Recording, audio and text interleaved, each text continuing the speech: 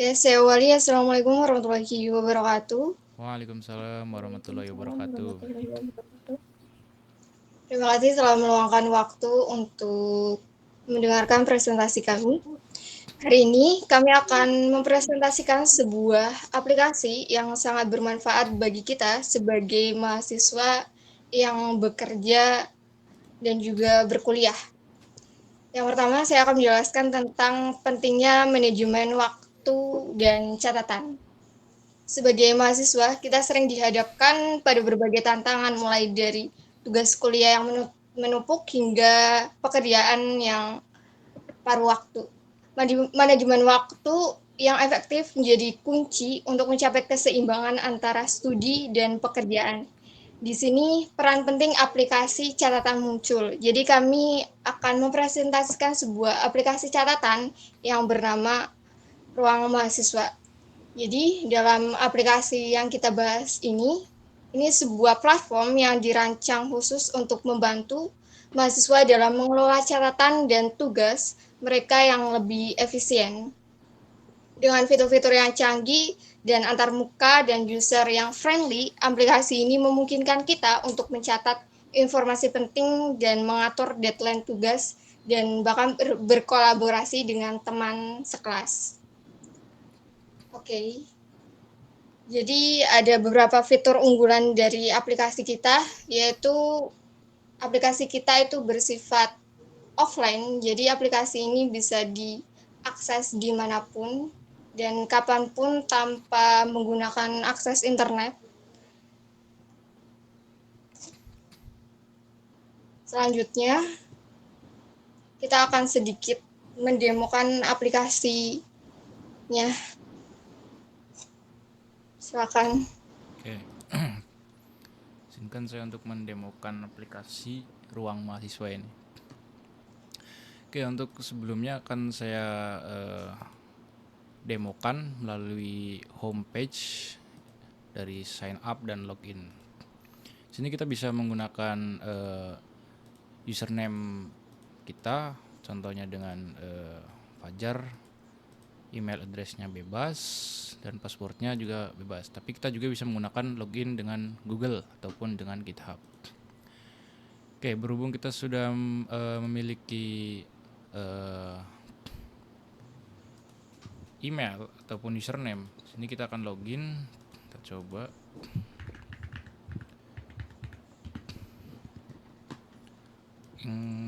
Sepertinya ada kesalahan password. Oke, di sini ketika gagal akan memunculkan failed to login. Oke, berhasil login. Oh ya, ini masih menggunakan email testing ya. Kita coba pakai email GitHub. Untuk GitHub juga bisa langsung login. Ntar di authorize terlebih dahulu ke GitHub-nya. Nanti akan berhasil login ke aplikasinya. Nah, di sini yang pertama itu ada home, yang dimana kita bisa memantau semua mata kuliah dan tugas yang ada di sini. Di fiturnya di sini ada menampilkan tugas, seperti saya sudah membuat tugas misal UAS, UTS dan TS juga untuk mata kuliah yang lain. Nah, dari sini juga kita bisa menambahkan langsung tugasnya dari sini. Saya klik plus, kita contoh tugas akhir. Kita pilih deadline-nya misal Januari tanggal 10. Pilih penerima, misal saya akan menargetkan ke Nadia. Pilih statusnya in progress, mata kuliahnya pemrograman perangkat bergerak. Oke. Tugas berhasil dibuat.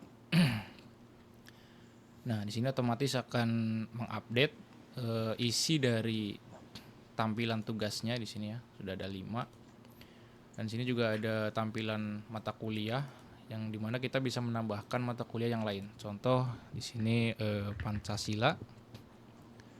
Kita bisa menambahkan ikonnya.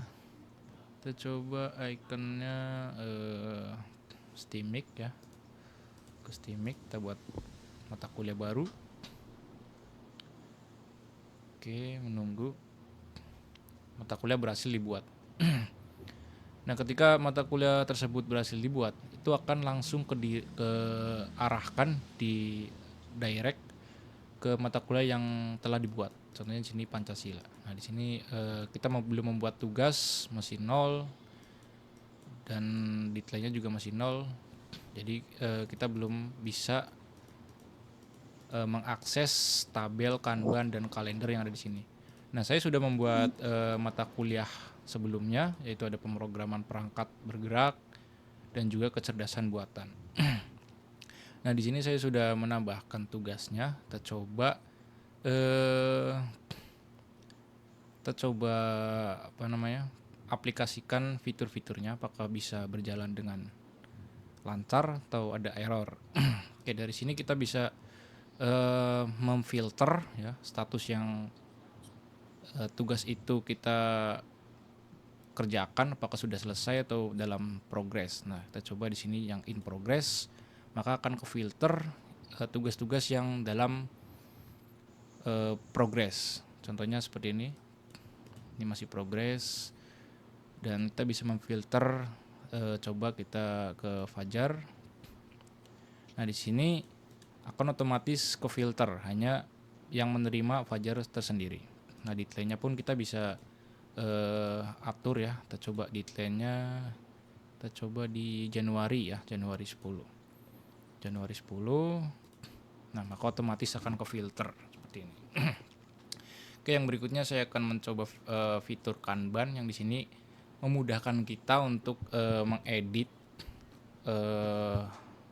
progres yang tugas tersebut akan kita kerjakan. Misalkan tugas tersebut sudah selesai, bisa langsung ditarik, di drag and drop. Nah, selesai. Nah, ini otomatis di tabelnya itu akan update secara otomatis. Di kalender pun juga sama. Nah, di sini saya menggunakan warna untuk menyeleksi tugas yang sedang diprogres atau yang sudah selesai itu diwarnai dengan seperti ini. Misal done kita menggunakan warna emerald, yang in progress menggunakan warna kuning. Nah, di sini sudah tertera. Sebelumnya juga saya sudah membuat ya yang tadi. Nah, yang done 9 Oktober. Kita bisa juga lihat di sini di Oktober. Nah, di sini sudah ada done. Oke, yang berikutnya saya akan menjelaskan di sini di My Task itu untuk melihat tugas keseluruhan dari mata kuliah yang kita bikin atau yang kita ampu. Nah, di sini sudah menampilkan. Kalau kita mengaksesnya lewat mata kuliah per satu-satu, itu hanya menampilkan tugas yang ada di mata kuliah tersebut. Contohnya ini pemrograman bergerak, itu hanya ada di form mata kuliah ini. Ketika di kecerdasan buatan juga sama, itu hanya menampilkan tugas yang ada di mata kuliah kecerdasan buatan tersebut. Ketika kita klik di My Task, itu menampilkan keseluruhan dari tugas yang ada di mata kuliah kita, di ruangan kita. Kita juga bisa mengakses juga dari sini Kanban ya. Oke, misal UTS ini done. Kita coba dari tugas akhir ke in review. Nah, ini tadi sedang meload, jadi agak lama ya renderingnya. Nah, ketika di sini sudah terupdate otomatis di in review. Kalender juga sama, di sini menampilkan semua tugas yang kita buat di berbagai mata kuliah. Oke, yang berikutnya di sini akan saya review, demokan. Di sini di setting kita bisa mengubah nama ruangannya. Kita contoh nama ruangannya ruangan Fajar Gaming. Kita bisa tambahkan image juga, Ghostimic. Kita simpan. Oke, sedang menginput ke servernya. Nah, ini sudah berhasil ya, ruangan sudah berhasil. Nah, di sini juga kita sudah dilengkapi dengan fitur invite untuk menambahkan anggota kelompok ke dalam ruangan kita. Contoh saya mendapatkan tugas dari Pak dosen, bahwasanya tugas tersebut mengharuskan kita menambahkan kelompok atau membuat kelompok. Nah, di sini bisa gunakan invite member. Kita klik aja, nanti kita share ke teman-teman anggota kelompok kita. Nah, kita juga bisa menghapus ruangan ya di sini.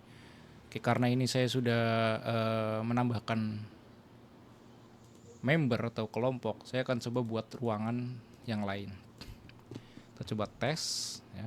Kita buat ruangan. Nah, di sini saya bisa menghapus ruangan tersebut. Kita di testing, kita hapus ruangan. Oke, ruangan berhasil dihapus. Nah, otomatis ketika ruangan tersebut dihapus, itu akan mengarahkan ke ruangan yang tersedia. Contohnya di sini Fajar Gaming.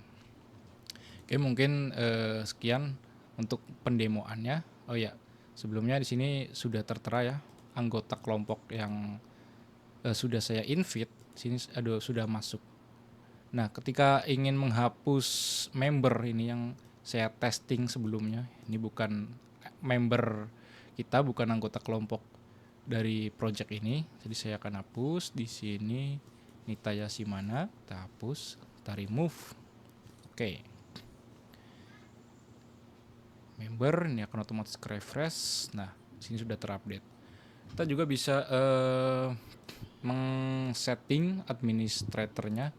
Misal saya ingin menyeting si Nadia ini menjadi administrator, maka dia bisa mengakses ruangan saya itu untuk menghapus member-member yang lain gitu. Oke, mungkin sekian dari demo aplikasi Ruang Mahasiswa ini. Semoga kedepannya bisa bermanfaat untuk mahasiswa yang lain. Terima kasih.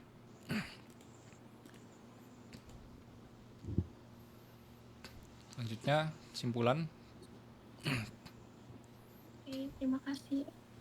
Saya akan mengambil alih untuk kesimpulannya dari yang sudah teman saya lakukan untuk mendemo sebuah aplikasi yang sudah kami buat untuk bisa memudahkan mahasiswa lain dalam mengerjakan tugasnya. Dari aplikasi Ruang Mahasiswa ini dirancang untuk membantu mahasiswa dalam mengelola waktu dan tugas akademik dengan lebih efisien. Halaman utama aplikasi menampilkan informasi penting seperti jadwal pelajaran untuk hari ini dan besok, serta deadline tugas yang harus diselesaikan. Dengan fitur daftar tugas, mahasiswa dapat melihat semua tugas dan aktivitas tambahan, memastikan tidak ada yang terlewat. Aplikasi ini juga dilengkapi dengan akses offline, sehingga pengguna tetap dapat mengakses informasi yang meskipun tanpa koneksi internet. Fitur dari Ruang Mahasiswa ini juga membantu dalam mahasiswa manajemen waktu, seperti untuk umpan balik dari pengguna menunjukkan bahwa aplikasi ini sangat bermanfaat dalam mempermudah pengelolaan tugas sehari-hari dan meningkatkan efisiensi belajar dengan berbagai fitur yang relevan dan kemudahan penggunaan. Aplikasi ini diharapkan juga dapat membantu mahasiswa lain dari berbagai kampus juga untuk berkembang untuk mendukung keseimbangan antara studi dan pekerjaan bagi mahasiswanya sendiri. Terima kasih untuk kesimpulannya. Oke, sebelum kita akhiri, saya lupa mendemokan untuk akses secara offline ya. Baik, sini saya akan mendemokan ulang. Untuk akses offline-nya bisa kita cek menggunakan inspect elemen ya. Sini kita masuk ke network. Nah, di sini kan masih secara online ya, no throttling. Kita coba akses offline, kita refresh. Nah, baik, di sini aplikasinya berjalan dengan lancar walaupun secara offline ya. Di sini kita cek service workernya di bagian application.